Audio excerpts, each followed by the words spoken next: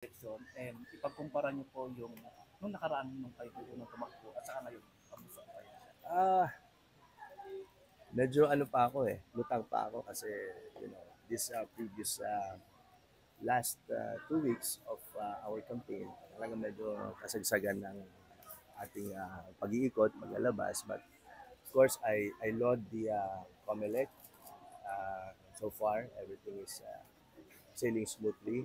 At ganun din ang ating mga kapulisan.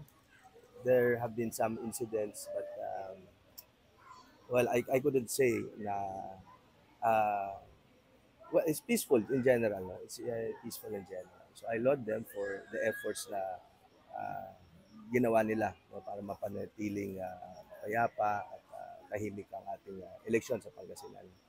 So in as far as preparation, well, personally, I prepared myself. Focus lang sa campaign, sa pag-iikot, and then we let God, bless us, and we let the people decide. Ayun, Gob, andito na tayo. Mensahe po sa ating ang mga kababayang Pangasinense at siyempre, siguro yung pasasalamat na rin po. Yeah, ako'y nagpapasalamat sa ating mga kababayan at makaasa kayo na sa ating pangalawang termino ay yung mga naipangako natin ay tutuparin natin lahat. At of course, go out and vote, no? Exercise your right to vote and choose for the right leaders for our nation, for our province of Pangasinan, and for all the cities and municipalities of our beloved province. Rob, kamusta po yung pagtanggap ng ating mga kababayan sa inyong pag-ikot at anong mga naging problema sa inyong pangangampanya, Rob? Siyempre yung physical challenge kasi 1,333 barangays and we're not getting any younger. Hindi tulad noon na talagang uh, makakaya natin. Kinaya po natin. But of course, yung init sa pagkakampanya, yung heat index na talagang grabe ito kumpara nung nakarang eleksyon. Kaya yun ang challenge sa atin. But yung init naman ng panahon, compensate yon sa init ng pagtanggap sa atin ng ating mga kaprobinsya. So with that, we are more inspired and we get strength from that reaction at yung uh, warm reception of our province mates whenever we go to our campaign sorties. Kaya salamat po sa inyo mga minamahal kong kaprobinsya. Yeah. Sir ako, medyo babaho pa ng konti. Yung reflector pool natin po sa LinkedIn po, update po sana po. Kasi po nung nakaraan parang nakapag-test. Yeah, nag-test run kami sa yun yung interactive fountain. So, contrary sa mga nilabas na naman nilang fake news na ganun lang, if you compare, you compare but hindi pa yun yung kabuuan kasi hindi pa naman tapos yung dancing fountain. It's only the interactive fountain that has been tested. At saka ilang ektarya yun. Kaya sabi ko, hindi mo mako-compare sa ibang mga proyekto ng dancing fountain kasi ang target natin doon yun siyang pinakamahabang reflective pool sa buong Pilipinas. So I think more or less it's about 200 meters in length plus all of the site development na ginawa po natin doon. Kaya we promise to make it a very attractive feature in our Capitol Complex. And yung kabuuan ng development ng Capitol Complex, sabi ko nga, ang bar natin is international like at least within that area of our province, no. Maging parang Singapore siya. Wider roads, trees that are planted in the proper places and the right trees, yung native trees ang ilalagay natin doon, yung mga endemic sa ating probinsya at ating bansa.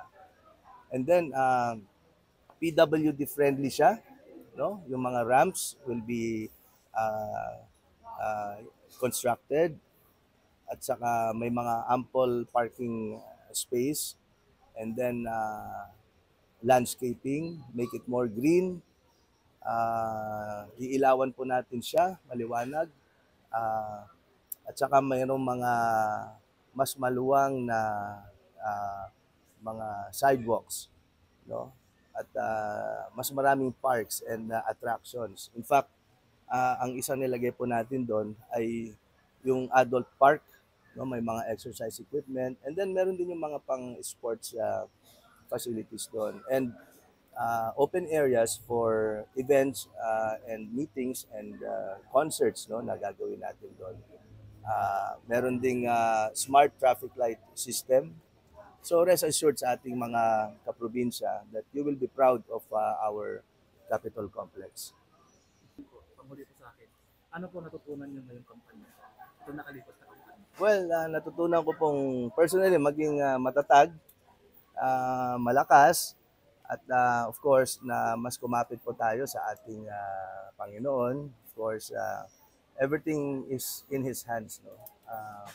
You did all your best, but it all boils down to the will of God for you and for the province of Pangasinan. No? We are just mortals, tao lang po tayo. So marami pong bagay ay nasa sa ayon sa kanyang plano para sa atin. That's one. And syempre yung importance po ng yung magaling na team for the province, and you get good people, you get competent people, you get people who have the proper morals and standards and right work ethic. Hindi naman kaya ng gobernador lahat ng bagay, and you need to assemble the right organization and hire the right people to do the job with you, no, not for you, because we are all in the same team, at iisa yung mithiin natin para sa ating lalawigan po ng Pangasinan. At siyempre, napakahalaga po ng ng pamilya, no? Many times over, nakakapagod po ang campaign with all the mga trolls and fake news. But of course, you lean on to God, that's number one. And then you have your family na pundasyon mo rin sa iyong katatagan at sa iyong lakas. After all the campaigning, pag-uwi ka sa bahay, makita mo yung asawa mo, mga anak mo, and then your family, no? Parang ano you get inspired and you get more strength. And of course, mga tamang kaibigan po. If you are surrounded with the right people, no? You can accomplish a lot, no? And then marami pa no? So marami pa po ako natutunan dito talaga. It's a continuous learning for me, no? Even if I've been to many government positions, elected positions, no? Continuous pa rin ang pag-aaral po natin yan at natututo po tayo araw-araw.